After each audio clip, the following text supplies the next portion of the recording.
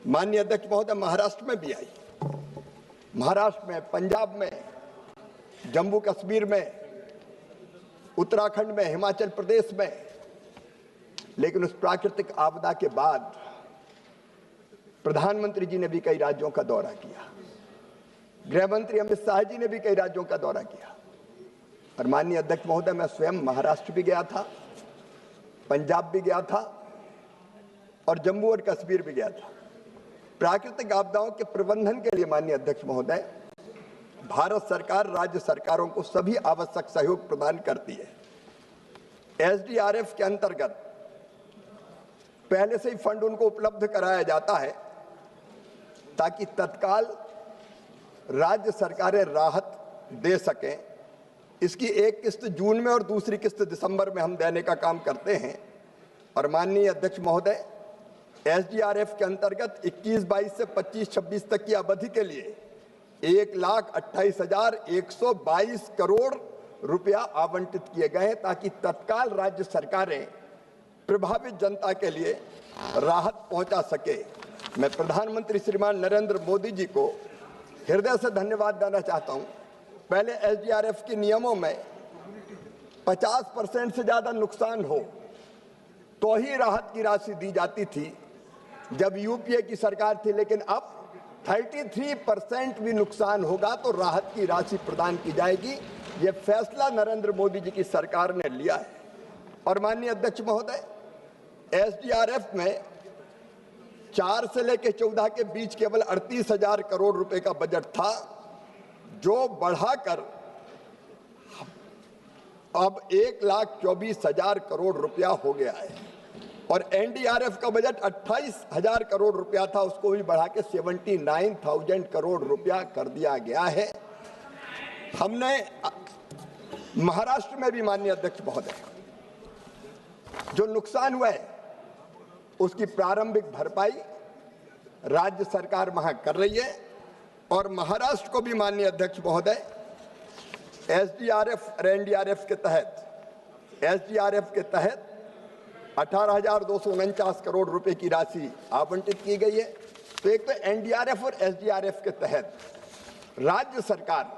हम राज्य सरकार को फंड उपलब्ध कराते हैं, वो किसानों को राहत की राशि वितरित करती है, महाराष्ट्र में भी की जा रही है। और दूसरा हमारा प्रमुख काम है प्रधानमंत्री फसल बीमा योजना।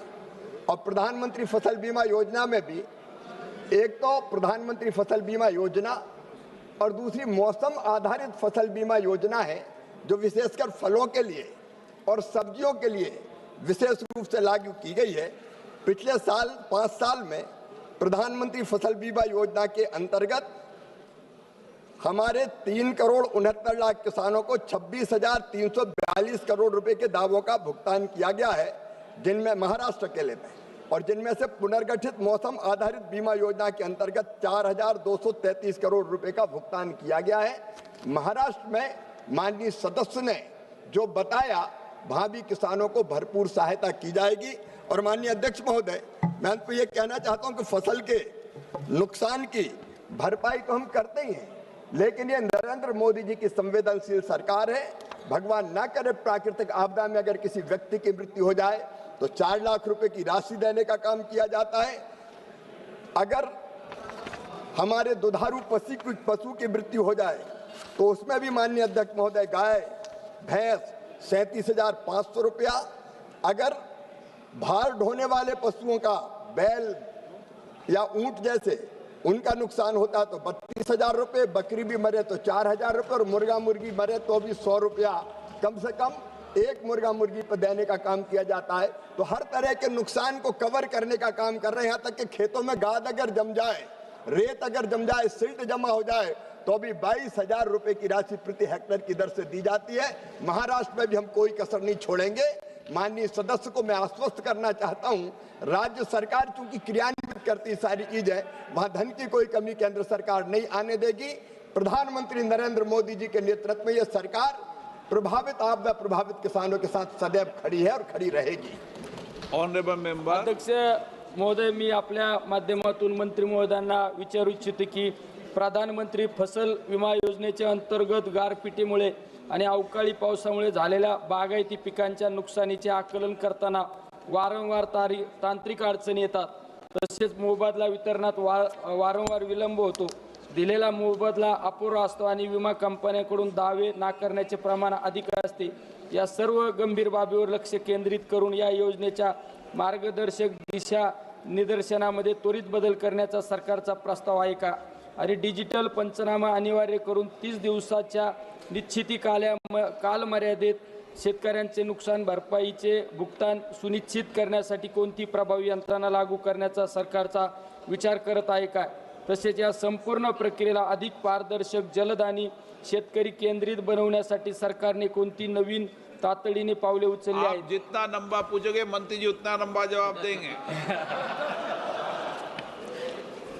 माननीय अध्यक्ष महोदय, हमारी हर योजना किसानों को केंद्र में बनाकर बनाई गई है. जैसा मैंने निवेदन किया कि प्रधानमंत्री फसल बीमा योजना और मौसम आधारित फसल बीमा योजना, ये 2 योजनाएं हमारी है और इनका आकलन एक का होता है क्रॉप कटिंग एक्सपेरिमेंट के आधार पर राज्य सरकार करती है.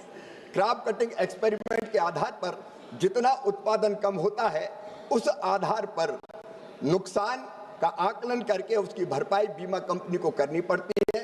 और मौसम आधारित फसल बीमा योजना में ज़्यादा बारिश, कम बारिश, बढ़ता हुआ तापमान या हीट वेव, कोल्ड वेव, इसका आकलन करके फसल के नुकसान की संभावनाओं के आधार पर नुकसान का आकलन करके बीमा कंपनी इसकी भरपाई करने का काम करती है. और अकेले महाराष्ट्र में माननीय अध्यक्ष महोदय 26,342 करोड़ रुपया और पूरे देश में 16 से ये फसल बीमा योजना बनी है. 1,90,000 करोड़ रुपए के क्लेम का भुगतान बीमा कंपनियों द्वारा किया गया है. हमने एक संशोधन और किया है कि अगर बीमा कंपनी क्लेम देने में देर करेगी तो औपचारिकताएं पूरा होने के बाद जितनी देर करेगी 12% की दर से ब्याज की राशि भी किसान को उनको देनी पड़ेगी, चुकानी पड़ेगी. और इसलिए माननीय सदस्य आश्वस्त रहें, वहां पूरा आकलन हो रहा है और आकलन होने के बाद किसान को पूरी राशि का भुगतान किया जाएगा. संदीपन राव आसाराम बुमरे, ऐसे नहीं खड़ा होगे, कभी मौका नहीं मिलेगा आपको. बैठ जाइए. नो, ये तरीका नहीं मिलेगा मौका. बैठ जाइए, बैठ जाइए. आप खड़े रह जाइए. संदीपन राव आसाराम बुमरे.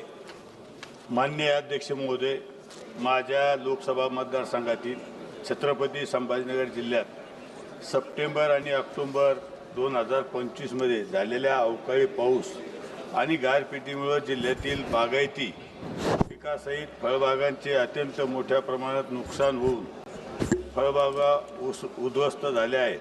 तसेच कांदा, द्राक्षे, डाळिंब, मोसंबी पिकांचे मोठ्या प्रमाणात नुकसान झाले आहे. त्यामुळे शेतकऱ्यांच्या लाखोंचे नुकसान होऊन शेतकरी हातात झाला आहे. माननीय अध्यक्ष महोदय, मी आपल्या माध्यमातून मंत्री महोदयांना विचारू इच्छितो की माझ्या छत्रपती संभाजीनगर जिल्ह्यातील नुकसानग्रस्त शेतकऱ्यासाठी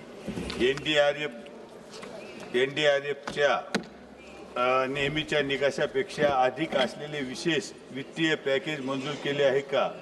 जर केले असेल तर या पॅकेजची प्रति हेक्टरी रक्कम किती आहे? आणि प्रधानमंत्री पीक विमा योजना अंतर्गत विमा कंपन्यांनी पीक नुकसानीच्या दाव्यांचे जलद गतीने निपटारा करण्यासाठी सरकार कोणती पावले उचलत आहे जेणेकरून शेतकऱ्यांना त्वरित नुकसान भरपाई मिळू शकेल?